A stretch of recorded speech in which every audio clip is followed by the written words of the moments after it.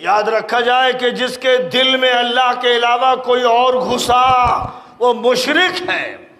اسی لیے میں کہہ رہا ہوں، بار بار کہہ رہا ہوں، یاد رکھو کہ مسجد کی امامت ہو یا سیاست کی امامت، فرض ہے کہ صاحب ایمان ہو۔ جو سیاست کی امامت کرے، جو سیاست کی قیادت کرے، وہ صاحب ایمان ہو، اور جو صاحب ایمان ہے ان کے لیے حرام ہے سور کی بوٹی کی طرح کہ وہ کسی غیر مومن مشرک اور کافر کو اپنا سیاسی قائد مانے۔ حرام ہے، سور کی بوٹی کی طرح حرام، شراب کی طرح حرام۔ کہاں جاتا ہے دماغ مولویوں کا، مدرسوں میں پڑھانے والوں کا، مدرسوں کے ذمہ داروں کا؟ کہاں گیا دماغ؟ وہ قرآن پاک کی آیات سے ہٹ کر دین کے عطیہ پانچا کرنے پر کیوں تلے ہوئے، اس کے حصے بکھرے کیوں کر رہے ہیں؟ میں نے ملک کے ان حضرات سے جو بزرگ زعما شمار ہوتے ہیں یا ذمہ دار شمار ہوتے ہیں، بار بار درخواست کی کہ آپ کو سیاست کے بارے میں فیصلے کرنے پڑیں گے اور ایمان کی بنیاد پر کرنے پڑیں گے، اور سیاسی قیادت کو سامنے لانا پڑے گا، آپ کو یہ کرنا ہوگا۔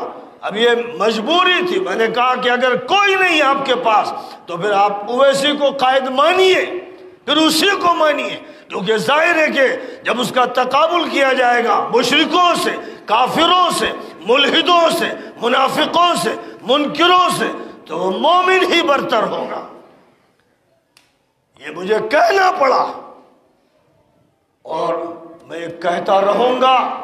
ہاں، دوسرے سے الائنس ہو سکتا ہے، اتفاق، حلف الفضول نبی پاک علیہ السلام نے جو پیکٹ کیا دیگر مذاہب کے لوگوں کے ساتھ، وہ پیکٹ ہو سکتا ہے۔ قیادت ہماری ہوگی، ہماری قیادت پیکٹ کرے گی، معاہدہ کرے گی، جیسے اس ملک میں ہم نے معاہدہ کیا۔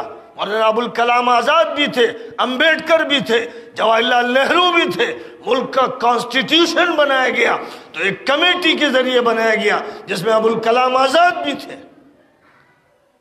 تو ہمارا ایک پیکٹ ہے، یہ کانسٹیٹیوشن، لاز، بائی لاز ایک معاہداتی سیاست کا حصہ ہے، بلکہ اس کی بنیاد ہے۔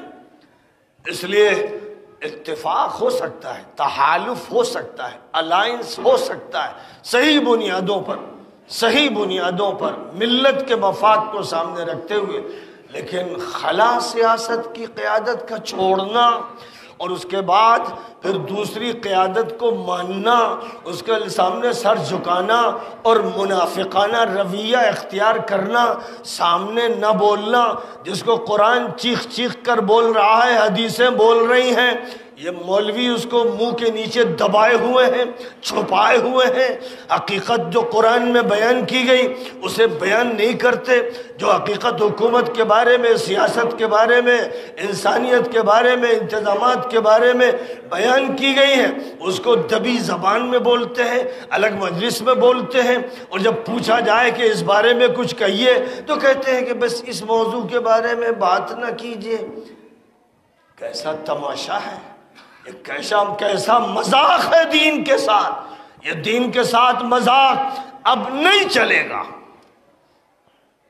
جو کچھ دین نے کہا ہے، جو قرآن نے کہا ہے، ڈنکے کی چوٹ پر اس کو بیان کیا جائے گا۔